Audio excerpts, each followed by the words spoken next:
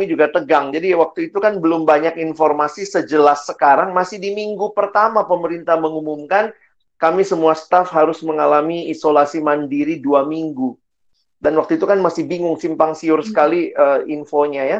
Jadi memang ngeri ya kalau kita lihat dampak kesehatan, belum lagi kalau ada keluarga yang kena. Dalam hal kerohanian, banyak perubahan. eh Ya, bagaimana bisa tetap bersaat teduh dalam situasi begini. Kadang-kadang waktu yang banyak belum tentu bisa tekun begitu ya. Lalu tele ibadah, eh, semua jadi ibadahnya online begitu ya. Bagaimana dengan doa kelompok kecil. Jadi secara keluarga juga, beberapa anak dalam kondisi orang tua dirumahkan, pemotongan income, dan bahkan juga ternyata di rumah terus sama keluarga, itu menimbulkan masalah juga. Karena kalau selama ini mungkin sehari-hari banyak di luar rumah, ternyata dekat dan tiap hari ketemu, itu buat masalah juga begitu ya. Jadi di sisi yang lain, secara pendidikan juga, kuliah dari rumah, skripsi, yang lagi skripsi juga banyak yang bergumul. Beberapa ada yang ujian skripsi online. Ada beberapa adik kami yang baru lulus dengan ujian online begitu ya, jadi fotonya lucu gitu ya, fotonya sama screen gitu. Lalu buat mereka yang rencana studi lanjut, dan juga nggak semua orang bisa fokus dengan belajar online. Nah, di beberapa daerah, karena mahasiswa dari Jakarta juga banyak yang pulang ke kampung, itu benar, masalah sinyal tuh luar biasa begitu. Nah, yang percintaan juga jadi masalah begitu ya. Mulai juga ada pertanyaan, gimana ya Kak? Karena ada yang memang baru mulai menjajaki relasi, tahu-tahu pandemi gitu ya. Gimana Kak, nggak bisa ketemu, bagaimana saya kenal dia gitu ya. Nah, jadi ini juga di pergumulan. Dan juga mengenai rencana masa depan bagi banyak orang begitu ya, planning untuk masa depan. Nah, ini dampak yang kami lihat bagi mahasiswa. Jadi sebenarnya secara pergumulan ini menimbulkan masalah, ada mental di dalamnya, ada persoalan sosial, dan ada juga persoalan spiritual di dalamnya. Nah, bagi saya yang menarik begini teman-teman, karena ini ternyata bukan cuma kondisi orang yang kita layani.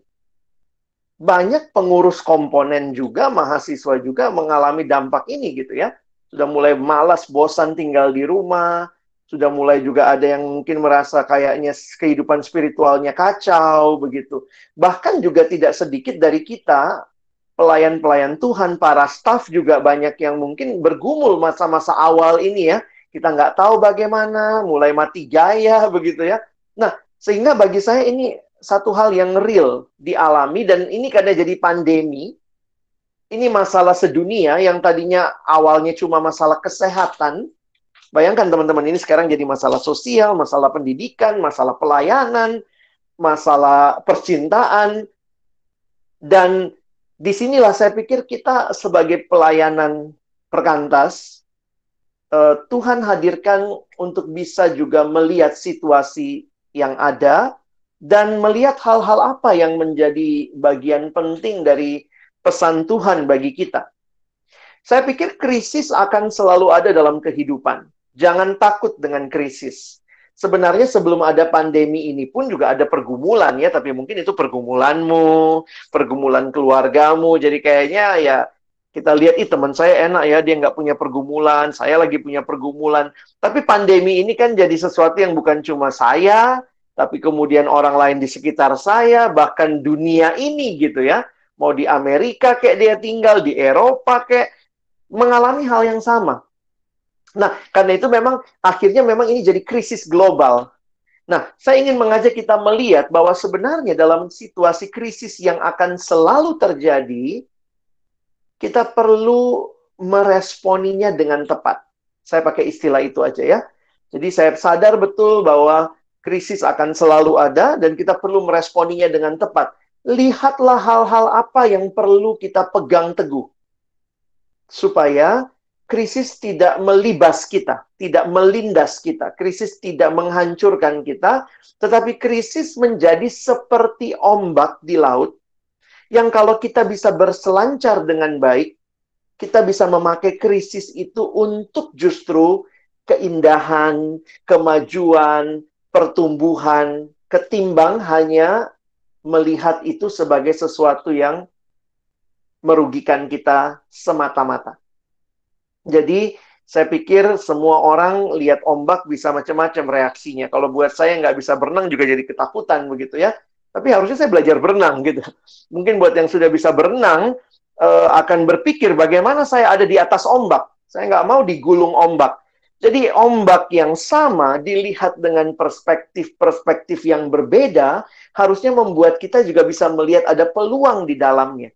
Jadi saya pikir gambaran itu yang saya ingin tanamkan di awal bagi teman-teman, sehingga ketika melihat ombak kehidupan, apapun itu, karena nanti sesudah pandemi ini emangnya berhenti krisis kehidupan, krisis pelayanan, tetap ada hal-hal yang harusnya terjadi yang kita harus bisa berselancar ketimbang memberi diri tergulung sama ombak dan akhirnya terhempas begitu ya. Nah, pengalaman Paulus dan gereja sepanjang abad juga selalu penuh dengan pergumulan. Sekitar tahun 64 Masehi, pada waktu itu ada ancaman besar yang melanda kekristenan di provinsi Asia. Waktu itu Asia bukan sekadar nama benua, tetapi itu adalah satu provinsi di wilayah kerajaan Romawi. Nah, saya mengangkat dari kitab 2 Timotius pada waktu itu, kalau kita lihat, ada Efesus jadi ibu kota di wilayah itu. Ini kira-kira gambarnya kalau kalian lihat, ada Efesus di situ, itu namanya provinsi Asia. Maka gereja Tuhan yang ada di Efesus mengalami tantangan. Dan waktu itu Paulus sedang meninggalkan anak rohaninya Timotius melayani di Efesus. Nah, ingat waktu Paulus menulis 2 Timotius, Paulus ada di paling kiri atas itu. Paulus ada di Roma. Jauh kan? Roma ke Efesus itu lewat laut begitu ya. Nah, perhatikan bahwa pada waktu itu Paulus ada di Roma, dia menulis surat kepada anak rohaninya Timotius di Efesus dengan kondisi ada dua krisis yang terjadi, atau saya pakai istilah ada dua ancaman yang sebenarnya terjadi di dalam gereja atau yang perlu dihadapi gereja Efesus pada waktu itu. Yang pertama adalah ancaman dari luar. Ancaman dari luar adalah dari musuh-musuh orang Kristen, pihak-pihak yang memiliki kebencian kepada pengikut Tuhan Yesus, dan uniknya mereka dibenci bukan karena perilakunya yang rusak, tapi justru karena perilaku saleh mereka dibenci. Jadi krisis moralitas, ancaman dari luar, jadi dari luar itu kita sebut dengan penganiayaan. Nah, pada saat yang sama dari dalam gereja muncul juga ajaran-ajaran yang sesat. Jadi bayangkan gereja di abad pertama, dari dalam ada ajaran sesat yang muncul, mulai membengkokkan pengajaran, dari luar ada penganiayaan, dan bayangkan Timotius ditinggalkan Paulus melayani di Efesus. Paulusnya ada di mana? Nah, pada sekitar tahun 64 Masehi menjelang akhir masa pemerintahan Nero, sang kaisar itu, Rasul Paulus ditangkap dan harus menjadi penghuni penjara di Roma. Nah, dalam situasi inilah saya ingin mengajak kita melihat sang rasul tua. Ya, saya pikir tuanya saya tekankan gitu ya. Ini senior gitu ya. Kadang-kadang saya jadi mikir gitu. Senior ada, junior ada. Wah, Paulus sama Timotius usianya lumayan beda jauh ya. Ada yang memperkirakan kira-kira bedanya 30-an tahun. Timotius waktu dia melayani di Efesus, di 1 Timotius dikatakan jangan seorang pun menganggap engkau rendah karena engkau muda. Jadi secara usia kemungkinan Timotius sih sudah kira-kira 30-an tahun. Tetapi untuk konteks waktu itu, umur 30 itu sebenarnya belum boleh memimpin jemaat. Banyak orang yang memulai memimpin jemaat itu 35, 40. Tapi Timotius sangat muda pada waktu itu dianggap oleh orang-orang. Dan Paulus paling tidak sudah berusia mungkin 60-an. Jadi rentang usia yang jauh tidak membuat mereka tidak bisa bekerja sama. Menarik sekali dari dalam penjara, Paulus menuliskan surat kepada Timotius. Dan kira-kira surat ini apa yang menjadi hal yang penting? Nah, saya menggarisbawahi, saya pakai istilah ini ya. Ada satu keyakinan yang dimiliki oleh Paulus dan keyakinan itu yang Paulus sampaikan kepada Timotius. Nah, kita tidak akan eksposisi khusus, tapi saya ingin mengajak kita lihat dua ayat ini. Teman-teman bisa lihat di layar. 2 Timotius 4 ayat 2. Paulus berkata, beritakanlah firman, siap sedialah baik atau tidak baik waktunya. Nyatakanlah apa yang salah, tegurlah dan nasihatilah dengan segala kesabaran dan pengajaran. Lalu perhatikan di ayat yang kelima, ini lebih bicara lebih jauh tentang diri Timotius. Tetapi kuasailah dirimu dalam segala hal, sabarlah menderita, lakukanlah pekerjaan pemberita Injil, dan tunaikanlah tugas pelayananmu. Teman-teman perhatikan dua ayat ini. Dalam kedua ayat ini sebenarnya fokus utamanya bagi saya adalah kepada beritakanlah firman. Ketika John Stott mengekspos ayat ini dalam tafsirannya 2 Timotius, dia mengatakan kata yang dipakai siap sedialah itu dipakai kata standby. Kita suka pakai kata itu ya, kamu standby di sini ya. Maksudnya kamu terus-menerus harus ready, harus siap. Lalu bagian yang kedua, baik atau tidak baik waktunya. Nah, menarik sekali John Stott mengatakan begini, siap sedialah itu berkaitan dengan diri sang pemberita. Sementara baik atau tidak baik waktunya itu berkaitan dengan kondisi di sekitar sang pemberita. Jadi sebenarnya siap sedialah kapanpun. Maka si John Stott dalam tafsirannya dia mengatakan begini, sebenarnya panggilan untuk siap sedia itu panggilan untuk jangan malas. Kira-kira gitu ya. Kamu nggak bisa kontrol yang di luar dirimu. Kamu tidak bisa kontrol baik atau tidak baik waktunya. Itu di luar dirimu. Tetapi kamu dari dalam dirimu siap sedialah. Oh, saya kaget waktu baca tafsiran itu ya. Ternyata dalam situasi seperti ini, krisis yang dialami, bayangkan loh, krisisnya sampai Paulusnya masuk penjara. Bayangkan kalau ketua pimpinan pelayanan kita, siapa? Kak Feng, ada di penjara. Lalu kita kemudian pelayanan. Wah, hebat banget pelayanannya. Gimana? Mana pimpinanmu? Tuh di penjara tuh. Dari penjara, Paulus mengingatkan Timotius, teruslah beritakan firman. Jangan malas. Jangan bilang, aduh aku lagi malas ini ya, kayaknya kaum rebahan, kayaknya lagi nggak enak nih pelayanan, lagi begini kondisinya. Siap sedialah, standby. Baik atau tidak baik waktunya. Dan kemudian bagian yang kedua, kalau teman-teman perhatikan ayat yang kelima, sebenarnya ini kaitannya dengan diri.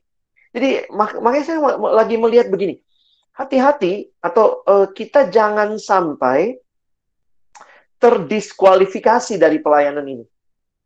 Maksud saya begini loh, seringkali kalau kita bicara pelayanan, kita bicara orang yang dilayani, tetapi sebenarnya perhatian Paulus juga banyak dan besar kepada sang pelayan. Sang pemberita Injil, tunaikanlah tugas pelayananmu. Tetapi itu harus dibarengi dengan kuasailah dirimu dalam segala hal, lalu sabarlah menderita.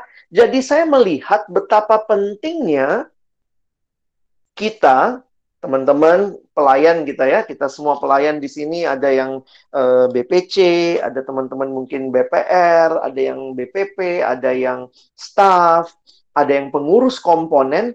Teman-teman lihat ini, kuasai diri kita. Saya harus sharing juga ya, menyadari bahwa situasi kayak begini yang sebenarnya yang pertama-tama paling terdampak tuh kita kali ya. Maksudnya karena kita langsung jadi bergumul kan. Gimana melayani? Terbiasanya kita kelompok kecil, kita ketemu, tiba-tiba langsung bagaimana ini? Tapi juga nggak sedikit yang kemudian juga sharing, Kak, saya juga tergerus dengan online ini. Ada yang akhirnya tidurnya pagi, karena nonton drakor nggak habis-habis, nggak bisa menguasai diri. Ada yang akhirnya juga jatuh lagi dalam pornografi. Jadi saya kadang mikir gini, iya ya, Tuhan mau pakai kita, tapi sebenarnya sebelum Tuhan pakai kita, Tuhan pun sedang membentuk dan mengevaluasi kita. Mungkin bagus juga dalam pelayanan, dalam evaluasi kita, walaupun tidak diminta oleh BPC, teman-teman, sebelum kita mengevaluasi pelayanan, berhenti sejenak, evaluasi dirimu. Kamu seperti apa? Secara khusus dalam pandemi ini. Kalau tadi Kak Lena bilang sudah 6 bulan kita melayani bersama, tapi kan 4 bulannya itu pandemi ya. Jangan-jangan kita lagi malas to the max gitu ya. Kita lagi jadi orang yang tidak bisa mengatur waktu. Sulit untuk bisa kerja on time. Apa yang harus jadinya bagian kita, kita nggak lakukan. Banyak sekali pengalihan isu atau pengalihan fokus dalam masa pandemi ya. Saya kadang-kadang juga suka mikir gitu ya, tiba-tiba jadi suka masak lah, jadi suka lakuin ini, lakuin itu. Tapi jangan-jangan apa yang jadi tugas utama saya nggak pikirin. Saya nggak serius. Sehingga ketika BPC pun tidak meminta kita mengevaluasi diri, saya pikir baik juga teman-teman dan saya, kita berhenti sejenak. Mengevaluasi diri kita dari ayat-ayat yang kita baca ini.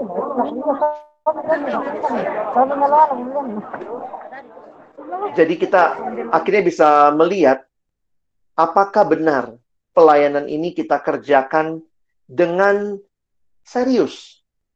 Jangan-jangan kita pun sudah tergerus dan kita lagi bergumul ini ya, keluar dari pornografi, keluar dari bangun pagi yang susah karena tidurnya malam, lalu kemudian kita jadi tidak bisa mengatur nafsu makan kita jadi nggak bisa mengatur keinginan kita untuk kepoin Instagram orang lain, dan kemudian menimbulkan sakit hati karena kayaknya enak banget hidup dia. Jadi ada hal-hal yang saya pikir kita harus bertobat juga sebelum kita bicara bagaimana pelayanan kita. Karena Paulus mengatakan demikian dalam 1 Timotius. Jadi saya masih berkaitan dengan Timotius. Awasilah dirimu sendiri dan awasilah ajaranmu. Teman-teman, ini pernah jadi tema hari ulang tahun Perkantas se-Indonesia yang ke-25. Kita tahun depan usianya 50 ya. Di tahun yang ke-25 waktu itu saya ingat temanya ini. Awasi dirimu dan awasi ajaranmu. Menarik teman-teman ya. Kenapa Paulus bilang begini? Diri itu berkaitan dengan, kalau kalian perhatikan, diri itu berkaitan dengan kehidupan moralitas. Jadi dalam pelayanan kita perlu mengawasi diri kita. Kita mesti punya moralitas yang baik, punya kekudusan hidup yang benar, dan awasi ajaranmu. Jadi bukan cuma baik tapi benar. Nah, ini sebenarnya kalau teman-teman kaitkan dengan kondisi pada waktu itu, masih ingat? Mereka dianiaya karena mereka berbuat baik. Tetapi Paulus bilang bagaimana melawan orang-orang itu, tetap berbuat baik. Awasi dirimu, teruslah hidup baik. Dan dari dalam gereja, masih ingat tadi tantangannya apa? Ada orang-orang yang mengajarkan ajaran yang sesat. Awasi ajaranmu. Kamu harus punya ajaran yang benar. Jadi ini menarik ya. 1 Timotius 4 ayat 6. Pelayan Tuhan harus punya hidup baik dan benar. Demi apa? Demi apakah pelayan Tuhan harus membangun hidup yang baik dan benar? Perhatikan lanjutan ayatnya. Menarik sekali untuk saya sharingkan ke teman-teman. Bertekunlah dalam semuanya itu. Dalam hidup baik, dalam hidup benar. Karena dengan berbuat demikian, pertama-tama engkau akan menyelamatkan dirimu dan semua orang yang mendengar engkau. Teman-teman, tata lagi hidup kita. Mungkin dalam hal baik, dalam hal benar, terus bertumbuh. Jangan membiarkan pelayanan ini menggerus kita atau kondisi menggerus kita tanpa akhirnya kita mengalami pertumbuhan di dalamnya. Karena itu saya simpulkan dengan kalimat ini. Perintah di ayat 2 dan 5, yaitu perintah yang sama sebenarnya, beritakanlah firman pada segala kesempatan, dalam segala kebenaran, dengan segala usaha. Dari penjara yang gelap, penjara yang dingin, penjara Roma, Paulus menuliskan surat kepada anak rohaninya Timotius yang lagi ada di gereja Efesus. Timotius, teruslah beritakan firman. Krisis ada, bahkan Paulus pun terdampak dari krisis itu dengan harus ada di penjara. Tapi jangan berhenti Timotius memberitakan firman. Pada segala kesempatan, dalam segala kebenaran, dengan segala usaha. Saya pikir ini harus jadi dasar keyakinan semua kita yang melayani. Staff, BPC, komponen. Teman-teman, kita melayani online begini, kita berusaha melakukan ini dan itu. Itu bukan sekadar program kerja, itu bukan sekadar supaya kita ikut yang lain, daerah lain bikin, masa kita nggak bikin sih? Yang sini buat kita juga jadi latah kayak bebek begitu ya. Saya melihat bukan itu, tetapi ini adalah perintah Tuhan. Di tengah krisis situasi, jangan berhenti memberitakan firman. Jadi sebenarnya ya, kalau bicara perintah, saya suka takut gitu ya khotbahin ini ya. Karena perintah kalau nggak dilakukan dosa gitu ya. Maaf kalau pakai istilah itu ya. Jadi kalau kita malas-malesan, kita mulai tergerus, kita nggak mau belajar. Ini yang ngeri nih. Kita nggak mau belajar gimana cara pakai alat-alat ini. Yang poinnya adalah sebenarnya ini cara Tuhan untuk bisa menolong kita melayani. Kalaupun mungkin saya sadar ya, kita makin tua, beberapa teman juga yang mungkin seusia atau lebih tua dari saya, kita makin tua, makin nggak gagap sama teknologi. Tapi kemauan untuk belajar, itu istilah yang paling bawah ya, dengan segala usaha. Kalaupun saya nggak sanggup, coba gandeng yang muda. Jangan malu ya, bilang kita nggak tahu ya. Bilang sama yang muda, tolong dong, jangan selama ini mungkin dia butuh kita karena kita staff, kita BPC, kita pemimpin kelompok kecil. Tapi kalau kita nggak tahu, kita yang butuh dia. Itulah persekutuan kan. Persekutuan bukan cuma satu yang butuh yang satu, tetapi saling membutuhkan dan itu terjadi sekarang. Saya pikir mari kita tidak malu bertanya. Mari kita tidak malu untuk menyatakan apa yang jadi pengalaman kita. Saya nggak, kenapa ya dari kemarin pasang videonya nggak bisa ya? Kenapa ya saya kalau lakukan ini nggak bisa ya gitu ya? Dan ini terus jadi pergumulan kita ya. Teman bisa stop presenting, ada tulisannya stop presenting, itu yang di tengah ya. Nggak apa-apa. Ini terjadi dalam banyak pertemuan ya. Paling atas stop presenting. Di atasnya. Nah, stop presenting karena kalau nggak kelihatan layar HP-mu kalau kita semua. Itu yang di layar bisa diklik stop presenting. Thank you. Ya. Oke, jadi teman-teman silakan klik yang ada nama saya. Jadi teman-teman bisa lihat presentasi ini ya. Jadi bagi saya menarik, Paulus tuh bukan cuma omong doang. Enggak. Karena Paulus waktu nulis surat 2 Timotius pun, Paulus lagi ada di dalam penjara. Di dalam penjara, Paulus tetap merindukan menggembalakan Timotius. Kita kadang suka bilang gini, gimana Kak, nggak bisa ketemu? Nah, Paulus juga nggak bisa ketemu sama Timotius. Bukan berarti pertemuan ditiadakan, karena memang tidak memungkinkan lainnya. Kalau bisa ketemu, kamu nggak mau ketemu, masalahnya di kamu gitu. Tapi ini kan memang tidak bisa nih, karena kondisi. Waktu itu Paulus ada dalam penjara, dia lagi dibelenggu. Tetapi dia tetap kirim surat ke Timotius untuk menguatkan Timotius, ayo terus melayani. Saya lagi mikir gitu ya, kalau kita mati gaya, coba lihat Paulus. Paulus dalam penjara, teman-teman. Tapi dia terus berusaha bagaimana menyemangati Timotius. Ingat, pada waktu itu, surat itu nggak kayak kita sekarang, gampang cari kertas, gampang cari pulpen, pulpen juga tinggal ganti-ganti. Waktu itu masih papirus, perkamen. Ditulisnya juga mesti ditulis dengan pena yang khusus, nggak gampang, nggak kayak kita mesin ketik komputer. Jadi kalau kita ngeluh sekarang nggak bisa melayani, lihat Paulus. Paulus tuh nulis gitu. Dari dalam penjara dia menulis, bahkan sebenarnya ada yang mengatakan dalam tradisi, karena Paulus tuh dibelenggu teman-teman, benar-benar di chain. Nah dia dibelenggu kepada katanya 4 orang, yang bergantian berjaga setiap 6 jam. Jadi bayangkan, tangan kanan dirantai ke satu orang, tangan kiri dirantai ke satu orang, kaki kanan, kaki kiri. Wah, Paulus ini penjahat yang luar biasa. Tapi dalam situasi kayak begitu, dia tetap nulis surat. Sehingga banyak yang nanya, siapa yang nulisin surat? Ada yang bilang, mungkin Paulus gunakan para prajurit itu. Tolong dong, ya, mungkin kalau udah deket gitu ngobrol-ngobrol ya, lagi nemenin Paulus gitu.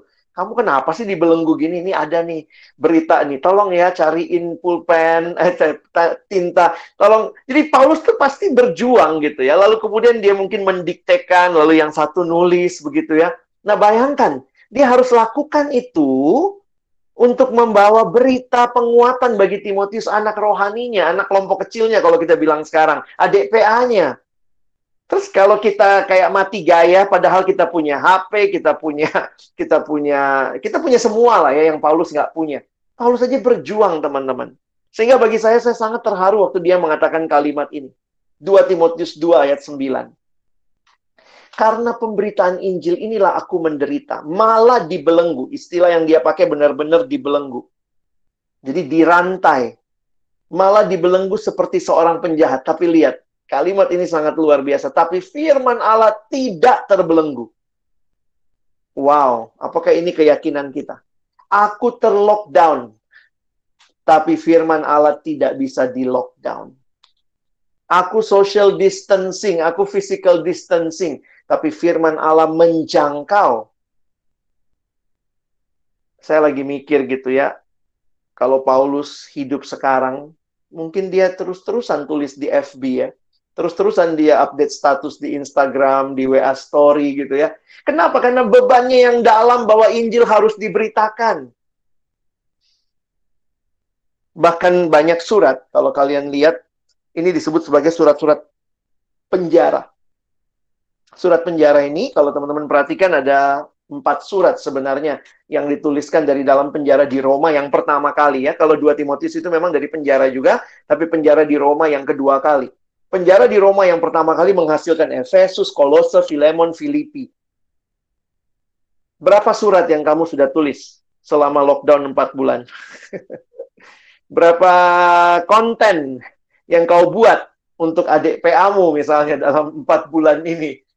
Sudah berapa penguatan lewat surat kah, lewat voice note kah, lewat bikin video singkat kah, lewat kelompok kecil secara online? Apa sih yang harusnya kita lihat dari pengalaman Paulus? Bagi saya, Paulus mengerti betul Injil harus diberitakan dan dia menyampaikannya. Karena itu kesimpulan ini jadi kesimpulan yang saya terus ingat dan renungkan dalam masa pandemi ini. Firman Allah tidak akan pernah terbelenggu oleh para penentangnya. Yang suka membelenggu firman itu bukan penentangnya, tapi pemberitanya. Yang malas, yang mulai mati gaya, yang nggak mau belajar. Kita itu yang membelenggu firman Allah. Jujur aja saya jadi banyak belajar, saya tanya sama orang, saya coba sharing apa yang saya tahu, saya sharing sama yang lain, apa yang orang lain tahu, saya belajar, saya lihat YouTube. Poinnya apa? Untuk menolong bagaimana Injil bisa diberitakan. God's word can never be changed by its opponents, only by its messengers. Ini bagian pertama yang saya mau sampaikan ke teman-teman, penguatan, keyakinan yang harusnya teman-teman miliki dalam situasi seperti ini, sehingga tidak ada alasan buat kita untuk kita berhenti melayani. Bahkan tadi ya, beberapa teman memang secara emosional kita bingung, kita pusing, tapi juga beberapa mengalami, melihat, saya mulai kreatif loh Kak, gitu ya. Saya mulai bisa lakukan ini, lakukan itu.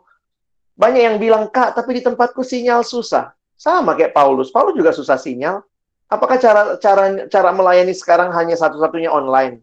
Jangan-jangan kita termakan online juga nih. Apa-apa mesti online, apa-apa mesti online. Padahal jelas-jelas di tempat kita sinyal susah. Apa yang harus dilakukan? Ini belajar aja dari Paulus. Berapa surat yang kau tulis buat adik kelompokmu? Oh, mungkin dia nggak surat-suratan lagi sekarang. Oke lah, WA lah ya. Di tempat susah mungkin WA masih masuk lah sekali-sekali gitu ya. Apa yang kita sampaikan? Apa yang kita berikan? Mungkin status-status yang kita update. Kadang-kadang menarik ya. Saya suka bilang gitu ya, kalau kalian lihat Instagram Perkantas.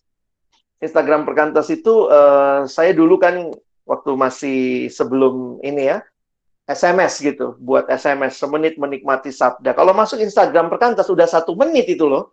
1 menit itu yang nonton atau yang nge-like atau yang view, saya paling maksimal itu paling 200, 300, pernah lah sampai beberapa tema 400 yang nge-view. Teman-teman, kenapa saya cerita ini? Ini bukan kenapa saya cari-cari influence, bukan ya. Poinnya adalah begini, ketika teman saya namanya si Ernest, Bang Ernest itu bikin komik. Ini kan generasi komik, maunya lihat sesuatu yang cepat tapi terberkati. Itu yang ngelihat komiknya Ernest itu rata-rata di atas 400, 500, 600 orang. Teman-teman bisa paham yang saya maksud? Tidak semua harus khotbah. Itu poin saya. Tidak semua harus jadi kayak saya, kayak Kak Feng, kayak Kak Anto, atau mungkin kayak staff-staff yang harus berkhotbah. Gambar pun bisa gitu loh. Kadang-kadang Kak Feng foto tanaman aja terberkati kita yang baca ya, yang lihat itu ya. Bagi saya, Iya ya, maksudnya ngelihat tanaman bertumbuh gitu ya, lihat seperti adik kelompok kita bertumbuh. Jangan berhenti untuk mengatakan Tuhan hanya bekerja dengan satu cara. Saya sangat yakin ketika firman disampaikan dengan berbagai cara, Tuhan bekerja. Makanya penting untuk kita juga ya menjadi pengguna medsos yang bijak begitu ya. Apa sih yang kita posting? Apakah kita cuma posting kegiatan sesuatu atau keluhan-keluhan kita? Nanti kalau di Insta story-nya atau di WA story-nya cuman isinya marah-marah, keluhan, atau hahaha yang nggak jelas. Kadang saya pikir ini lagi masanya yang Tuhan, semuanya orang pada macam-macam ya, pada bikin ini, bikin itu. Saya pikir no problem, silakan buatlah, penuhilah ruang digital ini dengan konten-konten yang bermakna, bermutu. Karena ya orang-orang punya banyak pilihan akhirnya. Jadi bagi saya, bagaimana ke depan? Bagaimana ke depan? Saya pikir mari kita berupaya memastikan bagaimana pemberitaan firman Tuhan tetap berlangsung dalam masa pandemi. Nah, saya kasih beberapa contoh saja. Jadi maksudnya gini, saya kasih contoh apa yang terpikir ya, mulai dari saya berpikir sampai akhirnya saya membuat sesuatu. Karena waktu saya coba membuat sesuatu, mengatasi masa pandemi ini ya, itu ada asumsi di baliknya. Nah, saya mau cerita sedikit nanti asumsi itu ya. Kenapa? Bagaimana? Misalnya, jadi kalau kita mau berpikirnya ada step-nya, kira-kira begitu ya. Nah, ini peluang dan tantangan. Saya pikir kita mesti kenal juga ya. Sekali lagi, banyak orang nggak kenal peluangnya, cuma bebek aja. Semua bikin YouTube. Semua bikin IGTV, bikin IGTV. Semua bikin IG Live, bikin IG Live. Poin saya adalah jangan cuma ngikut. Tapi jelasnya kita tahu nih, kondisi orang seperti apa, dan kira-kira konten kita nanti akan bagaimana. Nah, ini saya pikir perlu nanti secara bersama kita berpikir di komponen masing-masing ya. Misalnya, tantangan ini semua hasil Raker Jakarta kemarin ya, saya coba kompilasi beberapa hal. Kesulitan berelasi dalam persekutuan mengingat kondisi tidak dapat bertemu tatap muka. Sehingga relasi interpersonal antar jemaat tidak berkembang, komunikasi terbatas, dan persekutuan online lama-kelamaan. Memang awalnya banyak, dari daerah mana ikut, tapi lama-kelamaan mulai tidak lagi dinikmati. Itu kami alami di Jakarta tuh. Jumlah yang ikut menurun, begitu ya. Nah, memang mereka lihat tema juga gitu ya, tapi akhirnya excitement yang di awal pandemi udah mulai berubah nih. Jadi, kita mesti sadari hal-hal seperti itu juga. Dikarenakan online, sehingga setiap mahasiswa lebih fleksibel waktunya. Tapi ini menarik nih, fenomena yang kami evaluasi, bahkan ada yang tidak pernah hadir atau tidak rutin hadir pada saat persekutuan offline, tetapi datang ketika online. Tapi ada sebaliknya juga, yang datang waktu offline, malah waktu online nggak datang. Ya. Jadi sebenarnya ini ada peluang juga di situ kan, untuk persekutuan dan pembinaan online. Jadi kita mesti bisa melihat dengan baik, dengan tepat. Ada beberapa kondisi yang menjadi kendala. Pulang kampung. Di rumah keluarga. Jadi beberapa mahasiswa kami yang nggak pulang kampung tuh tinggal sama keluarga di Jakarta. Sehingga harus bisa bagi waktu dengan kuliah online. Bayangkan, dia kuliah online dari pagi sampai sore. Lalu, habis itu ada kelompok kecil lagi.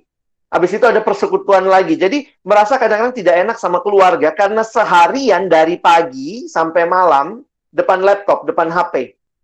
Nah, ini kan buat kita yang... Jadi saya ngelihat gini, tanpa sadar biasanya gini. Ada yang bilang, kita kelompok kecil 2 jam ya. Kalau misalnya kita kelompok kecil yang ketemu 2 jam. Lalu kemudian waktu dipindah jadi online, tetap 2 jam juga. Nah, saya pikir begini, hati-hati, kita cuma memindahkan yang offline jadi online. Padahal kita harus berpikir juga, bagaimana dengan teman-teman yang mungkin tidak bisa punya waktu atau akan diprotes sama keluarga. Kok dari pagi sampai malam, hanya depan laptop, depan HP. Nah, saya pikir kita mesti pikirin juga.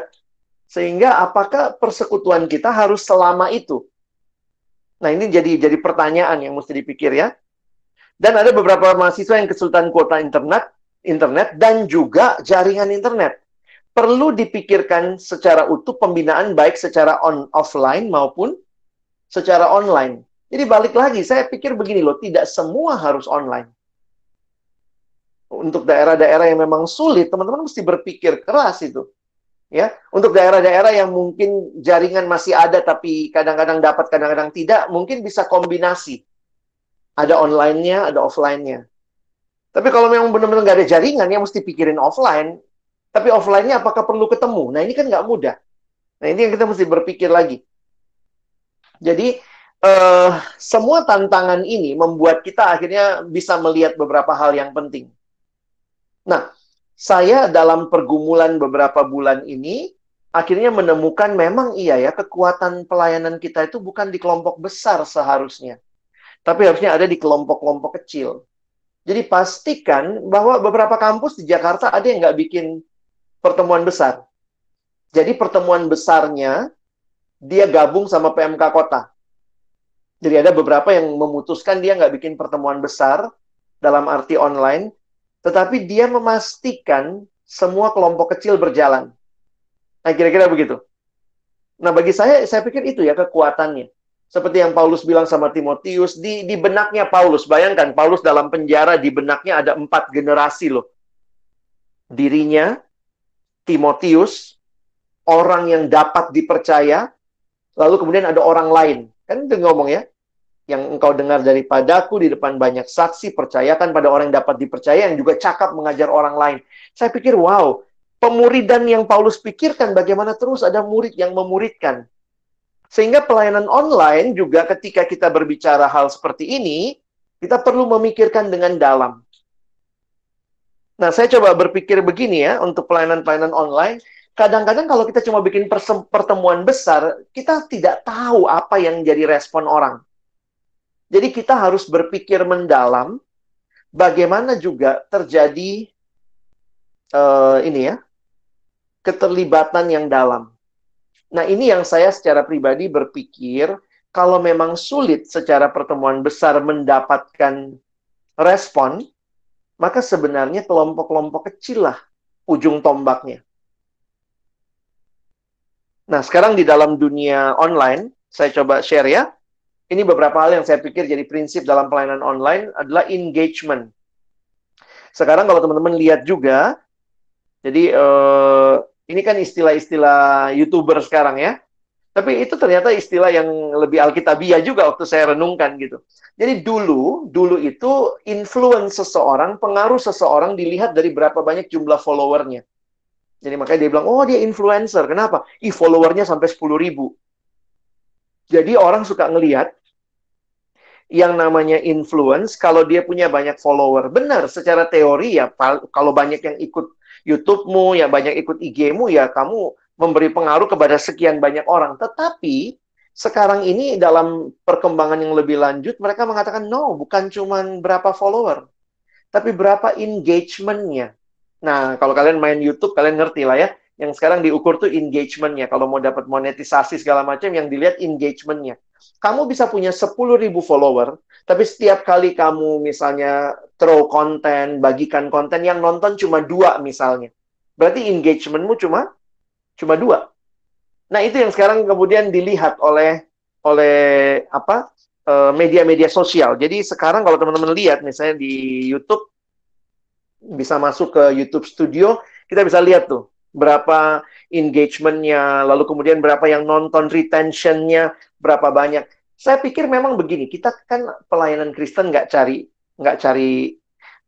pengikut media sosial ya, kita cari follower of Christ. Tapi saya lagi berpikir begini, apakah kita juga berpikir sungguh-sungguh untuk engagement secara utuh? Jadi tetap menjadikan ada keterlibatan yang dalam. Nah, saya kasih contohnya begini.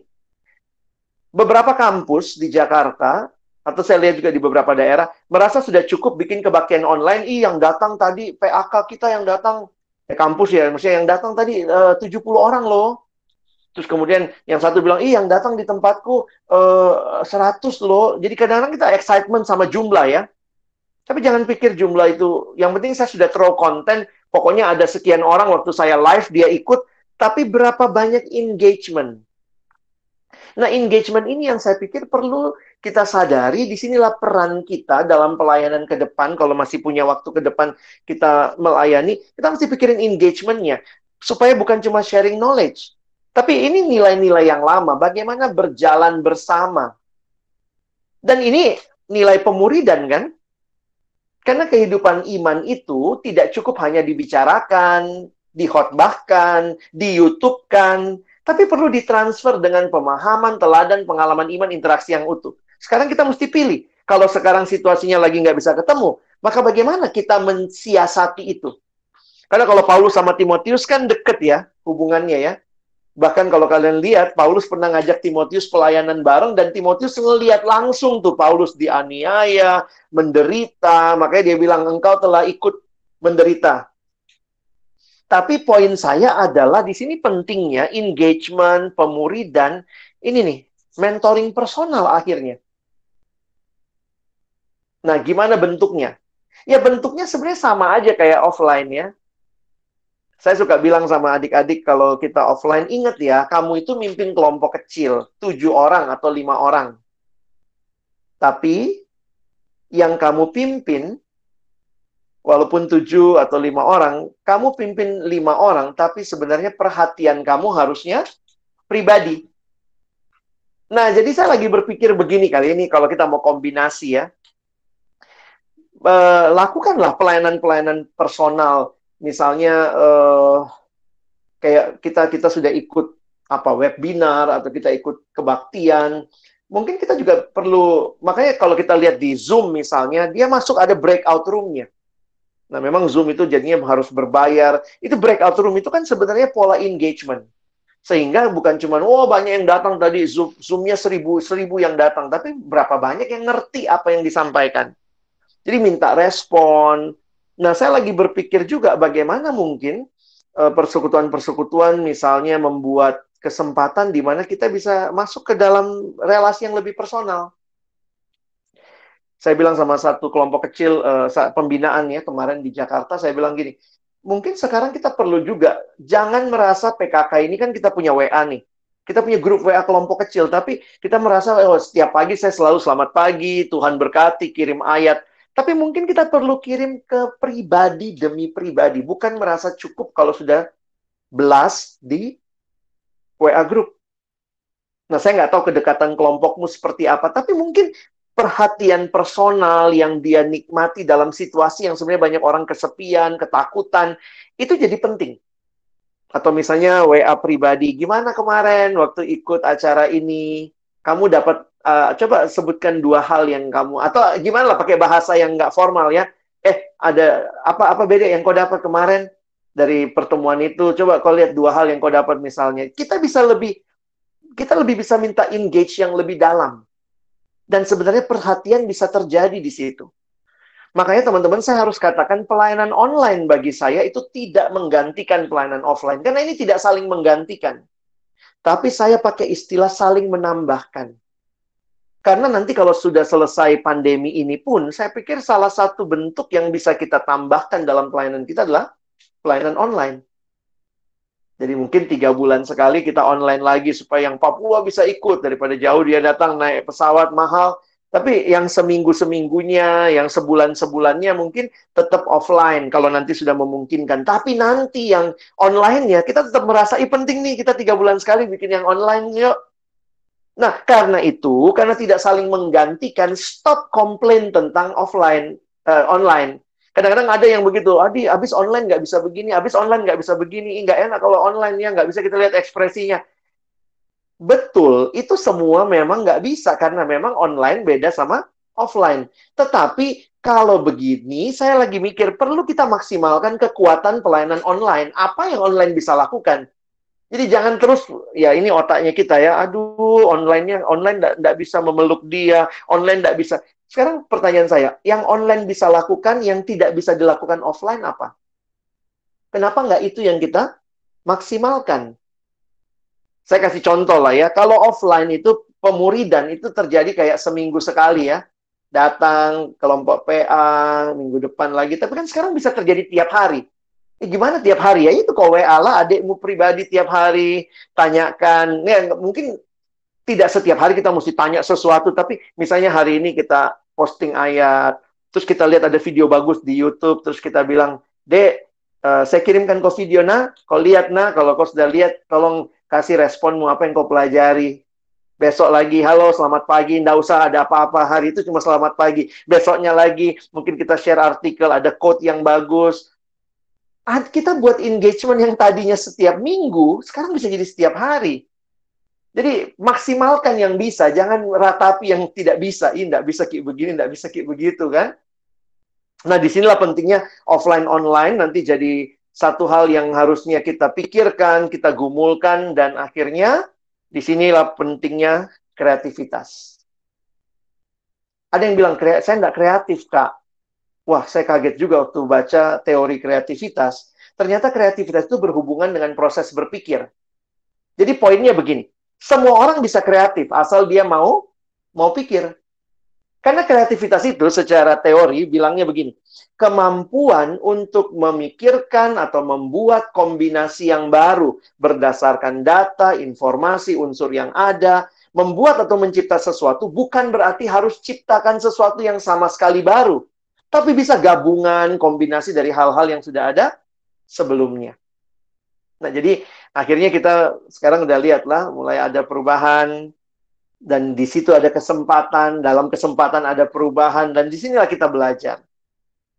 Nah, saya coba kasih contoh ya, apa yang saya sempat pikirkan ketika terjadi hal ini. Maaf, saya nggak bisa share semua slide-ku, kalian bisa dapatkan nanti. Tapi waktu terjadi, ada yang saya bikin gitu ya. Saya waktu itu buat satu hal yang namanya tumbuh 30 menit. Ini di minggu pertama pandemi terjadi, saya langsung berpikir, gimana ini kelompok kecil? Baru waktu itu kan belum ada MHB online. Maksudnya MHB belum dijual secara e-book, sekarang sudah ada. Kami langsung bergerak dari kantor nasional, ayo bahan-bahan dasar pembinaan kalau bisa dibeli di Google Play Store ya. Sekarang kalian sudah bisa beli MHB di situ, beberapa bahan yang lain. Tapi waktu itu saya mikir, ini gimana ini? Ini saya memang mikirnya konteks Jakarta ya. Kenapa saya pikir konteks Jakarta? Karena saya berpikir konteksnya gabungan antara online dan offline. Jadi saya berpikir begitu. Nah, saya berpikirnya waktu bikin tumbuh 30 menit ini, asumsi saya adalah orang tetap harus bertumbuh. Bertumbuh itu harus dari firman. Tapi bagaimana menyajikan firman dalam 30 menit? Kenapa saya pilih 30 menit? Saya sadar betul audiens saya mahasiswa, kuotanya terbatas. Kau suruh nonton sesuatu yang panjang, nggak mau dia. Jadi akhirnya saya mesti berpikir keras dalam 30 menit menyusun semacam sebuah bahan yang menolong mereka bertumbuh. Nah, muncullah pikiran bagaimana caranya mengkombinasikan akhirnya. Saya coba kombinasi antara apa yang sudah ada, jadi saya nggak bikin sama sekali baru, dan juga tidak membuatnya jadi bahan PA seperti biasanya. Nomor 1, siapakah yang berjalan di atas air? Jawabnya Yesus. Nomor 2, mengapa Yesus berjalan di atas air? Oh, karena dia maha kuasa. Nomor 3, apa yang bisa, saya nggak pakai pola lama, itu kan pola OIA, yang bagus, tetapi itu kalau offline, oke. Tapi online, kayaknya saya mesti berpikir cara yang lain. Nah, yang saya lakukan adalah dengan 30 menit, saya minta mereka pertama berdoa pribadi. Jadi saya bikin bahan, saya ada bikin 5 bahan kayak begini. Berdoalah secara pribadi sebelum memulai pembelajaran ini. Ya, langsung saya tulis dalam kurung 2 menit. Ya terserah dia mau doa lebih panjang. Dan ini bahan pribadi. Lalu bacalah firman Tuhan dari Kisah Rasul 11:26, Lukas 9 ayat 23 selama ya kira-kira 3 menit. Lalu, nah saya kasih pilihan ini. Silahkan mendengar podcast. Kalau susah kuotamu, podcast bisa kau akses. Podcastnya juga cuma 15 menit. Kalau kau punya kuota lebih, bisa nonton videonya. Jadi ada di podcast, ada di video. Ini materi yang pernah saya bikin dulu. Judulnya Menjadi Murid Kristus yang Sejati. Lalu saya kasih nih linknya. Link Spotify-nya. Kalau, aduh Kak, saya nggak punya Spotify. Karena Spotify mesti install, HP-ku sudah penuh. Dengar Google Podcast. Google Podcast tidak harus download. Langsung bisa didengar dari browser. Jadi, saya pelajari juga Spotify itu bagaimana ya. Kenapa waktu saya kirim anak ini bilang, Kak, saya nggak punya Spotify. Oh, Berarti mesti bagaimana? Oh, ternyata bisa masuk Google Podcast. Jadi ini kita mesti pikir dan punya pengenalan terhadap media-media ini. Lalu, kalau mau lihat YouTube, nah ini ada YouTube-nya, 1, 2, 3, 4. Nah, sebenarnya ini adalah materi pembinaan yang saya bikin bersama Kak Novi waktu dulu, tentang murid Kristus. Jadi sesudah nonton itu, tadi berapa menit itu? Nah, 15 menit. Ya. Nah, saya tulis nih perintahnya. Sambil menonton atau mendengarkan, catatlah hal-hal yang menarik bagimu. Jadi saya enggak suruh dia ulangi apa yang saya sampaikan. Jadi kalau pembelajaran online, jangan kayak sebutkan 3 hal yang Kak Alex bilang tadi. Itu jadi kayak cuma mengulang konten. Kita perlu misalnya, apa sih highlight-nya dia? Nah, itu juga masuk dalam pembelajaran online gitu ya. Itu ada teorinya juga. Nah, nomor 4, sesudah dia dengar, saya minta dia renungkan secara pribadi. Apa yang Tuhan ingatkan kepadamu tentang hidup sebagai muridnya. Lalu, tuliskan dalam kalimat singkat. Jika kamu ingin agar sahabatmu juga dapat berkat, silakan share di medsosmu. Sertakan hashtag tumbuh 30 menit. Nah, ini saya minta mereka lakukan secara 6 menit. Nah, tapi saya juga berpikir, bisa nggak mereka melakukannya secara kelompok? Bisa. Karena itu saya bikin lagi. Jikalau kamu dalam kelompok, diskusikan hambatan apa saja yang dialami seorang untuk menjadi murid Kristus, sharingkan bagaimana wujud nyata sangkal diri, pikul salib, ikut aku dalam kehidupan sebagai murid, dan saling mendoakan. Jadi sebenarnya teman-teman, saya pikirnya begini, ini bahan sebagian besar kerjakan kau sendiri dulu, pribadi.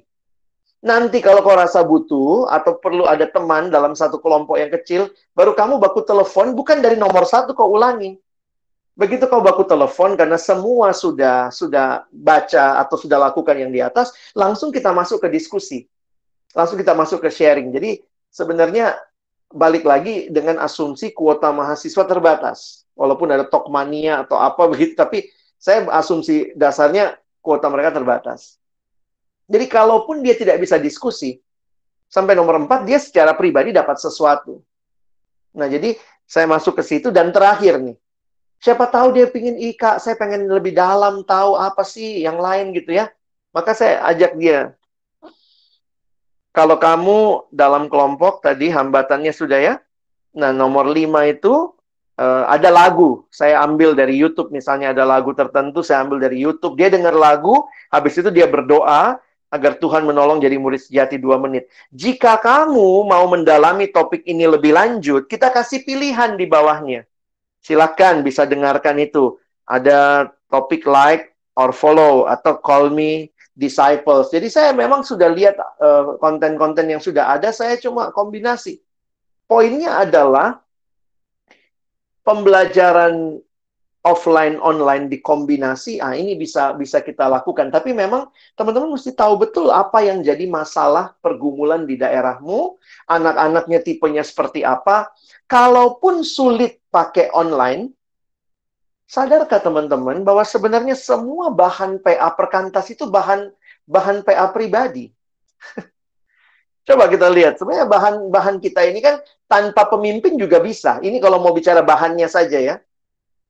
Jadi bisa aja misalnya kita minta, adik-adik tolong kau pelajari, tolongnya termasuk ya mungkin jawabin pertanyaannya. Nanti begitu teleponan, atau begitu kalau susah kuota internet kan akhirnya teman-teman pilihannya nelfon.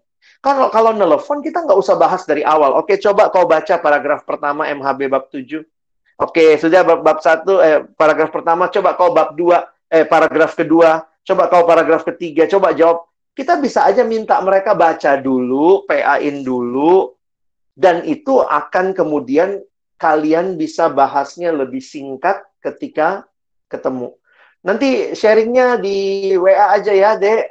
Silakan di WA kamu bisa tulis apa sharingmu sama saling mendoakan. Jadi supaya juga akhirnya pertemuan online yang pertemuan telepon yang sebenarnya agak mahal kalau kita nggak pakai internet itu bisa teratasi.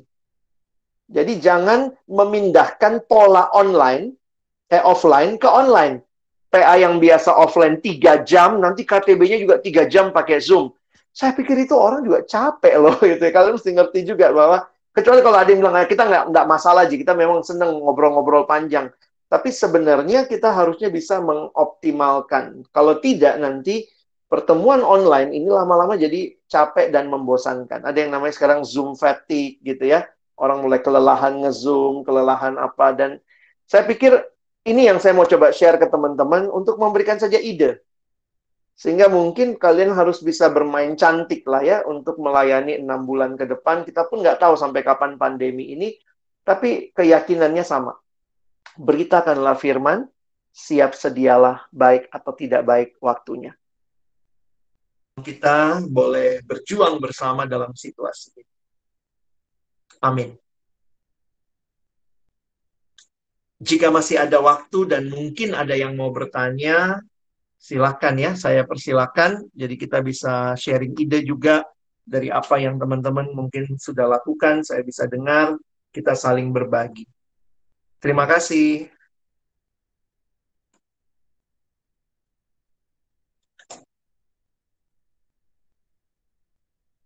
Apakah ada yang mau bertanya?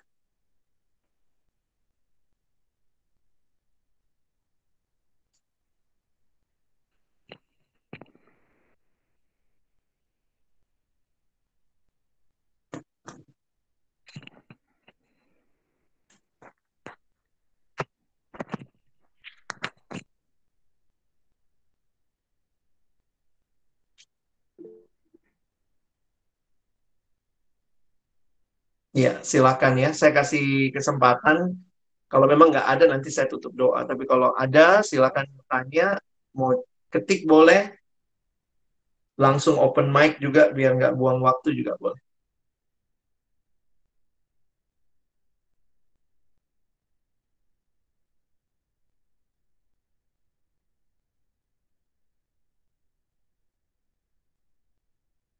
Mungkin salah satu tipsnya juga, jangan takut mencoba ya. Coba aja pakai platform yang mungkin teman-teman belum tahu, belum pernah pakai.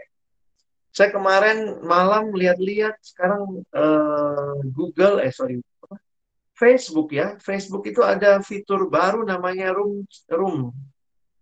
Saya nggak tahu juga, saya lagi mau coba belajar gitu ya. Ini apa sih yang bisa dimaksimalkan dari Room ini? Karena kita bisa undang orang-orang tertentu. Nah, mungkin nanti kalau bisa dilakukan kan jadi menarik juga untuk khususnya buat alumni-alumni yang mungkin agak tua ya, jadi nggak pakai IG, nggak pakai apa, tapi mungkin pakainya Facebook gitu. Itu bisa juga ya.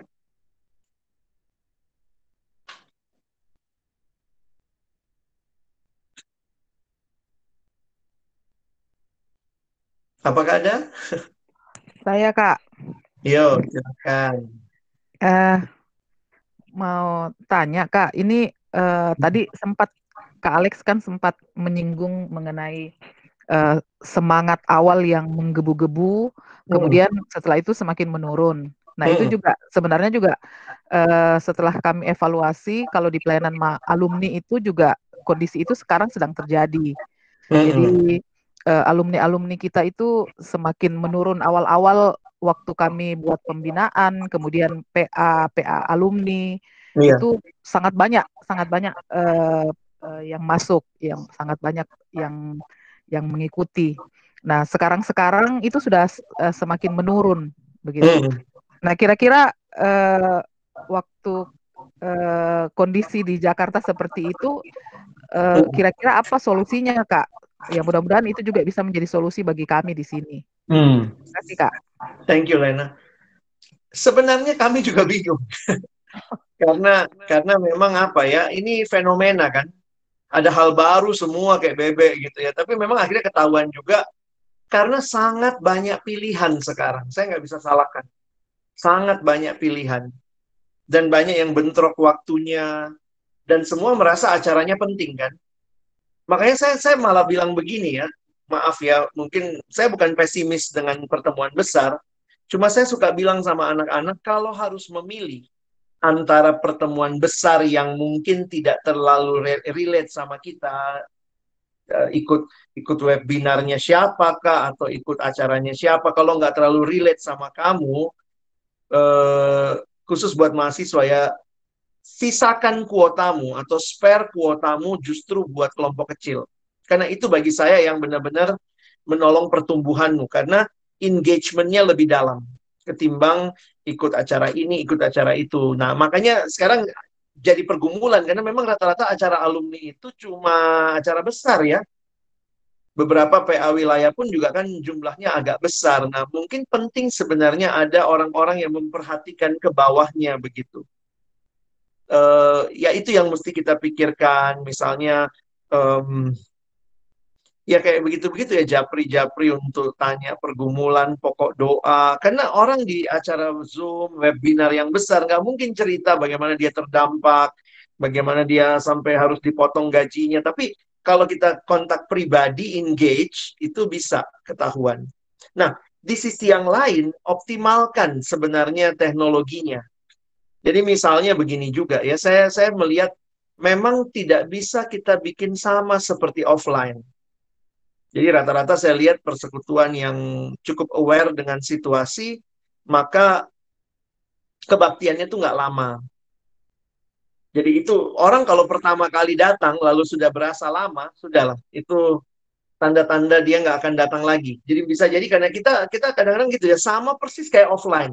Lagu ada tujuh lagu dipakai semua. Nanti lagu pertama, lagu ucapan syukur, lagu penyembahan, lagu.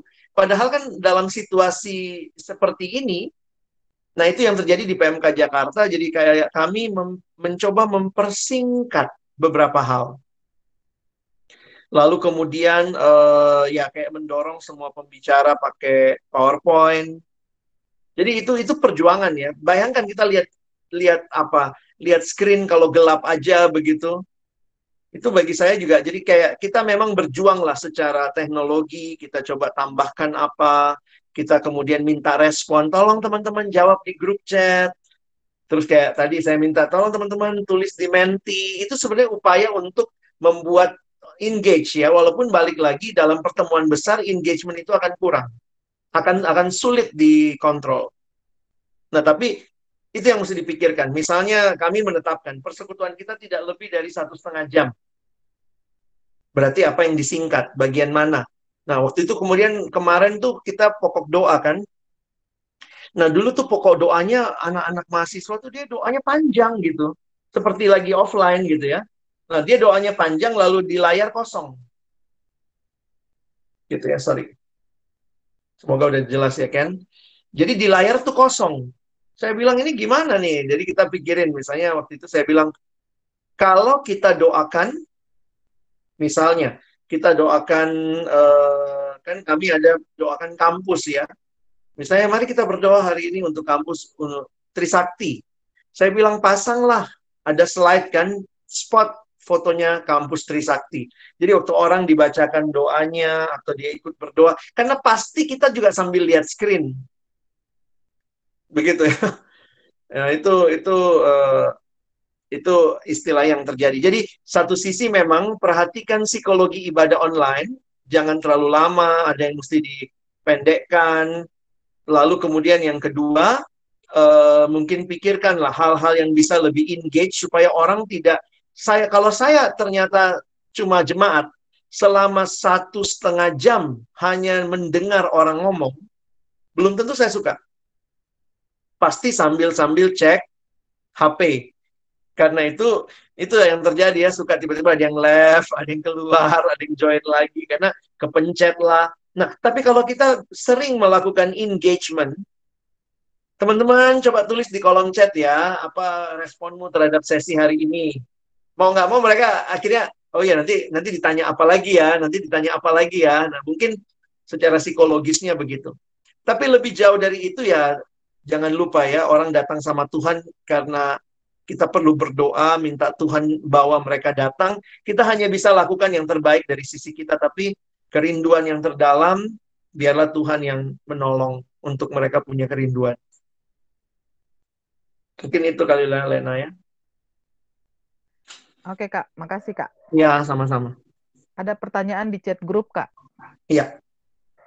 Dari Feni, Kak mau tanya bagaimana membuat sosmed pelayanan bisa engage, tidak hanya sekedar jadi pusat informasi yang terkesan sepi dan kurang respons follower. Makasih Kak. Sebenarnya teman-teman hampir semua sosmed itu ada room, ada ruang IG itu yang paling adaptif lah. Jadi kalian bisa bayangkan ya, ada mau tanya apa gitu ya, ada gitu kan? Mau bertanya, terus kemudian ada polling, bisa pilih, bisa jawab. Bagi saya cobalah maksimalkan hal-hal seperti itu. Misalnya kalau pakai IG, memang itu perlu ada orang yang setia mengelola. Jadi supaya akhirnya waktu orang merespon, misalnya ya kita bisa dengan cepat juga mungkin meresponi. Jadi kalau kalian posting sesuatu misalnya, tulis aja ada di bawahnya, apa responmu? Kan ada tuh yang tanda apa, banyak lah tanda jempol atau apa. Tapi bagi saya, sebenarnya itu menunjukkan generasi ini bukan cuma senang informasi. Mereka senang bisa kontribusi dalam informasi itu.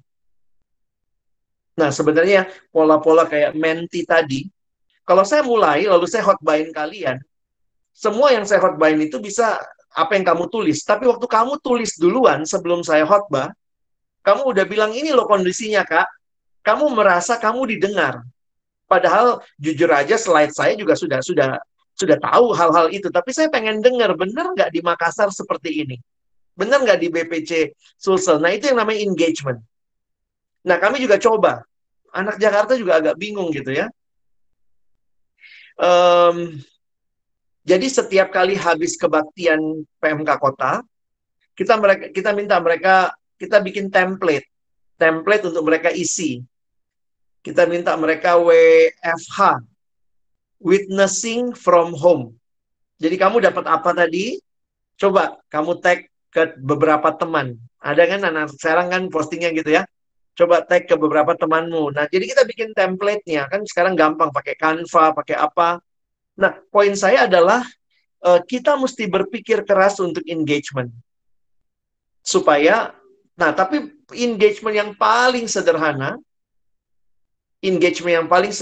adalah engagement melalui kelompok kecil, melalui chatting pribadimu tiap hari. Nah, itu engagement yang paling sederhana.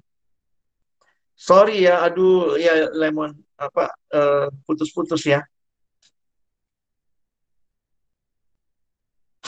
Kita saling berbagi kali. Misalnya Kak Feng tuh banyak juga terlibat di media. Coba lihat bagaimana membangun engagement. Kalau YouTube kita bilang silakan teman-teman yang malam ini hadir, tolong di live chat, tolong menyapa, sebutkan nama dari daerah mana, itu engagement. Itu semua engagement. Tapi kan engagement kita bukan cuma nama dari daerah mana, kita maunya engagement dia belajar apa? Apa yang Tuhan ingatkan? Nah, di situ pentingnya bikin pertanyaan. Oke? Kak Feng mungkin bisa open mic, bisa share sesuatu dari yang Kak Feng lihat?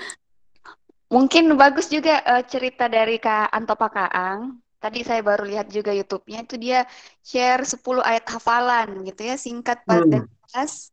Terus itu kan bisa menguatkan juga. Nah, itu bisa jadi contoh yang bagus. Nah, ada Kak Anto di sini di dalam grup. Mungkin Kak Anto pengalaman Anto.